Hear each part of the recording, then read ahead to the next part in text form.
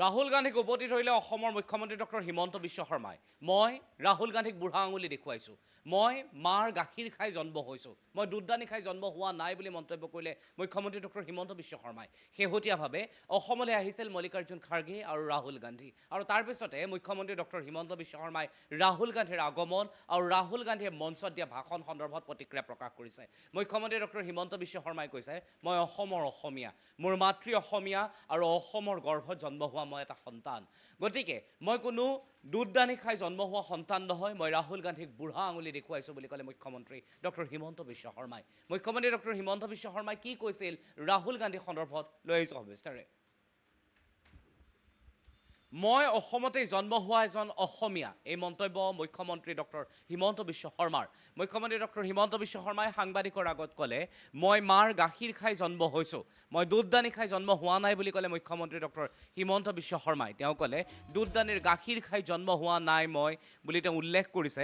ৰাহুল গান্ধীৰ শেহতীয়া অসম আগমন সন্দৰ্ভত তেওঁ কৰিলে এই মন্তব্য। ৰাহুল গান্ধীক মই বুঢ়া আঙুলি দেখুৱাইছোঁ বুলিও ক'লে মুখ্যমন্ত্ৰী ডক্টৰ হিমন্ত বিশ্ব শৰ্মাই। ৰাহুল গান্ধীক উভতি ধৰিলে মুখ্যমন্ত্ৰী ডক্টৰ হিমন্ত বিশ্ব শৰ্মাই। ৰাহুল গান্ধীৰ শেহতীয়া মন্তব্য সন্দৰ্ভতো মুখ্যমন্ত্ৰী ডক্টৰ হিমন্ত বিশ্ব শৰ্মাৰ প্ৰতিক্ৰিয়া। মই অসমতেই জন্ম হোৱা এজন অসমীয়া বুলি ক'লে মুখ্যমন্ত্ৰীগৰাকীয়ে। তেওঁ লগতে ক'লে যে মই বুঢ়া আঙুলি দেখুৱাইছোঁ ৰাহুল গান্ধীক, মই মাৰ গাখীৰ খাই জন্ম হৈছোঁ বুলি ক'লে মুখ্যমন্ত্ৰীগৰাকীয়ে। মুখ্যমন্ত্ৰী ডক্টৰ হিমন্ত বিশ্ব শৰ্মাই ৰাহুল গান্ধী সন্দৰ্ভত কি প্ৰতিক্ৰিয়া প্ৰকাশ কৰিছিল, ৰাহুল গান্ধীক কি মন্তব্য আগবঢ়াইছে শুনাই লৈছোঁ। অসমতে জন্ম কৰা এটা অসমীয়া, দুধদানি খাই মই জন্ম হোৱা নাই, মাৰ গাখীৰ খাই জন্ম হৈছোঁ, গতিকে ৰাহুল গান্ধীক বুঢ়া আঙুলি। তেওঁলোকৰ এতিয়া গাত অসমীয়াৰ তেজ নায়েই।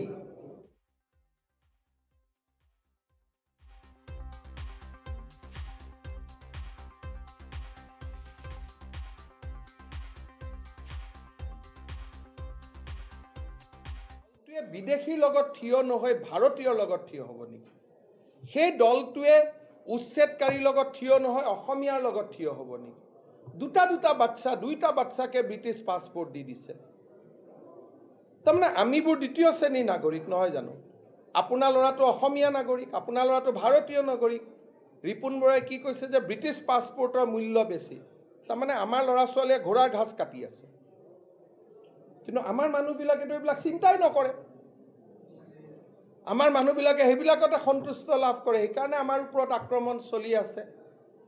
সেইকাৰণে কৈছোঁ যে অসমীয়া সাৰ পাব সময় হৈ গ'ল। সদায়তো হিমন্ত বিশ্ব শৰ্মা নাথাকে, কিন্তু 20 বছৰ পিছত আজি বুঢ়া মানুহজনে যিখিনি কথা কৈছে, মই তেওঁক বেয়া পোৱা নাই। তেওঁতো তেওঁলোকৰ মনৰ ভাৱৰ কথা কৈছে। তেওঁ শত্ৰুতামি কৰি লাভ নাই। তেওঁ অসমত বাস কৰা মিয়া মুছলমান মানুহখিনিৰ মনৰ কথা কৈছে। আজি বৰপেটা, বঙাইগাঁও, হোজাই, যমুনামুখত কিমান আমাৰ ছোৱালী ডেইলি লাভ জেহাদৰ আক্ৰমণ হৈ আছে। আগতেতো কোনো মুখ্যমন্ত্ৰী এইবোৰ কথা ক'বই ভয় কৰিছিলে। আজি মই কওঁ কাৰণেহে আলোচনা হৈছে। আগতেতো সকলো মুখ্যমন্ত্ৰী ইমানে ধৰ্ম নিৰপেক্ষ হ'ব খোজে যে এইবোৰ কথা ক'ব বেয়া পায়। মই এতিয়া সাহসেৰে কৈ আছোঁ, আৰু মোৰতো পাবলগীয়া একো নাই, মইতো জীৱনত যি পাব লাগে পালোঁ। কিন্তু মই নিশ্চিতভাৱে জানো যে অসমীয়া মানুহৰ কাৰণে অমংগল আমাৰ দুৱাৰ মুখত আছে, আৰু আমি তাক আঁতৰাব লাগিব। আজি দেৱব্ৰত শইকীয়াৰ কথা মই নকওঁ, তেওঁলোকৰ জীৱনটো এনেকৈ পাৰ হৈ গৈছে, য'তে মিয়া মুছলমান তাতেই তেওঁলোক, এইটো ঘৰৰ এটা দীঘলীয়া পৰম্পৰা তেওঁলোকৰ, যে তেওঁলোকে এনেকেই চলি থাকিছিলে।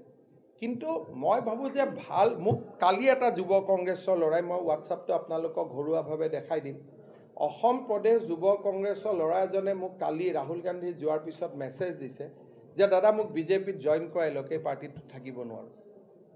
মই কালি আপোনালোকক আপোনালোকে আকৌ নামটো কৈ দিব নহয় কোনোবাই, নহ'লে মই দেখুৱাব পাৰোঁ যে কালি ৰাহুল গান্ধী যোৱাৰ পিছত 6টা হোৱাটছআপ মই পাইছোঁ যে দাদা এইটো পাৰ্টিটো থাকিব নোৱাৰে। এইটোৱে যে এই যে উচ্ছেদৰ কথা ক'লে লগে লগে অসমীয়াৰ মন বেয়া হৈ নাযাব জানো? কংগ্ৰেছত থাকিলেওতো অসমীয়া, যে উচ্ছেদ কৰা মিয়া মুছলমানক মাটিও ঘূৰাই দিম আৰু ঘৰো বনাই দিম। তাৰমানে ৰকিবুল হুছেইনে যিখিনি কথা চাপৰত কৈছিলে সেইখিনিকে ৰাহুল গান্ধীয়ে ক'লে। তাৰমানে ৰাহুল গান্ধী কাৰ মতে চলে? ৰকিবুল হুছেইনৰ মতে চলে। একেখিনি কথাই নকলে জানো চাপৰত যিখিনি কথা ৰাহুল গান্ধীয়ে ৰকিবুল হুছেইনে কৈছিলে সেইখিনি কথাইতো কালি ৰাহুল গান্ধীয়ে কৈ গ'ল গতিকে কংগ্ৰেছ আহিলে 1,29,000 বিঘা মাটি উচ্ছেদ কৰিছিলোঁ তেওঁলোকে ঘূৰাই দিব লগত এটা ইন্দিৰা আৱাস প্ৰধানমন্ত্ৰী আৱাসৰ ঘৰো বনাই দিব স্কুলো বনাই দিব অসমীয়া মানুহে দুধ দানি খাই বহি থাকিব লাগিব কংগ্ৰেছ পাৰ্টি পৰিৱৰ্তন হোৱাৰ সম্ভাৱনা নাই কংগ্ৰেছ পাৰ্টি যেনেকৈ আছে তেনেকেই থাকিব আৰু এইবিলাক নতুন কথা কৈ লাভ নাই খালি ৰাহুল গান্ধীক এটা কথা মই কৈ থৈ দিওঁ যে ময়ো অসমতে জন্ম কৰা এটা অসমীয়া দুধদানি খাই মই জন্ম হোৱা নাই মাৰ গাখীৰ খাই জন্ম হৈছোঁ গতিকে ৰাহুল গান্ধীক বুঢ়া আঙুলি তেওঁলোকৰ এতিয়া গাত অসমীয়াৰ তেজ নায়েই মই কোনো নহয় যিজন দলৰ সভাপতিয়ে পাকিস্তানী সমৰ্থক যিজন দলৰ সভাপতিয়ে নিজৰ ল'ৰা ছোৱালীক ভাৰতীয় নাগৰিক হ'ব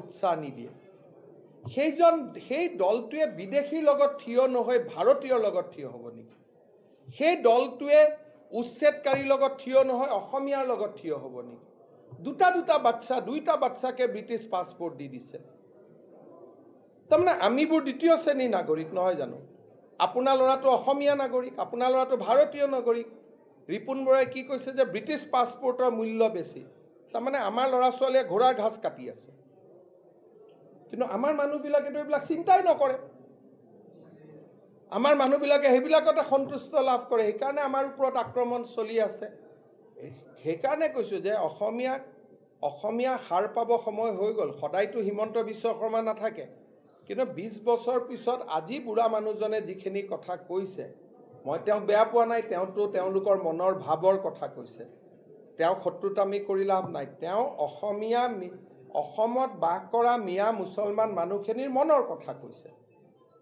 আজি বৰপেটা বঙাইগাঁও হোজাই যমুনামুখত কিমান আমাৰ ছোৱালী ডেইলি লাভ জেহাদৰ আক্ৰমণ হৈ আছে আগতেতো কোনো মুখ্যমন্ত্ৰী এইবোৰ কথা ক'বই ভয় কৰিছিলে আজি মই কওঁ কাৰণেহে আলোচনা হৈছে আগতেতো সকলো মুখ্যমন্ত্ৰী ইমানে ধৰ্ম নিৰপেক্ষ হ'ব খোজে যে এইবোৰ কথা ক'ব বেয়া পায় মই এতিয়া সাহসেৰে কৈ আছোঁ আৰু মোৰতো পাবলগীয়া একো নাই মইতো জীৱনত যি পাব লাগে পালোঁ কিন্তু মই নিশ্চিতভাৱে জানো যে অসমীয়া মানুহৰ কাৰণে অমংগল আমাৰ দুৱাৰ মুখত আছে আৰু আমি তাক আঁতৰাব লাগিব আজি দেৱব্ৰত শইকীয়াৰ কথা মই নকওঁ তেওঁলোকৰ জীৱনটো এনেকৈ পাৰ হৈ গৈছে য'তে মিয়া মুছলমান তাতেই তেওঁলোক এইটো ঘৰৰ এটা দীঘলীয়া পৰম্পৰা তেওঁলোকৰ যে তেওঁলোকে এনেকৈয়ে চলি থাকিছিলে কিন্তু মই ভাবোঁ যে ভাল মোক কালি এটা যুৱ কংগ্ৰেছৰ ল'ৰাই মই হোৱাটছআপটো আপোনালোকক ঘৰুৱাভাৱে দেখাই দিম অসম প্ৰদেশ যুৱ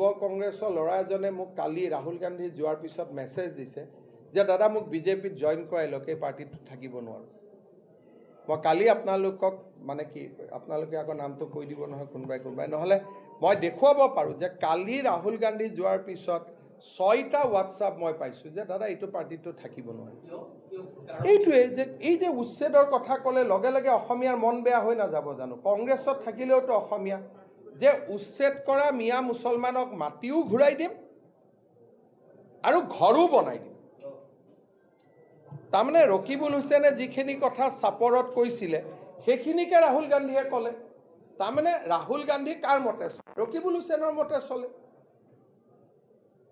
একেখিনি কথাই নকলে জানো চাপৰত যিখিনি কথা ৰাহুল গান্ধীয়ে ৰকিবুল হুছেইনে কৈছিলে সেইখিনি কথাইতো কালি ৰাহুল গান্ধীয়ে কৈ গ'ল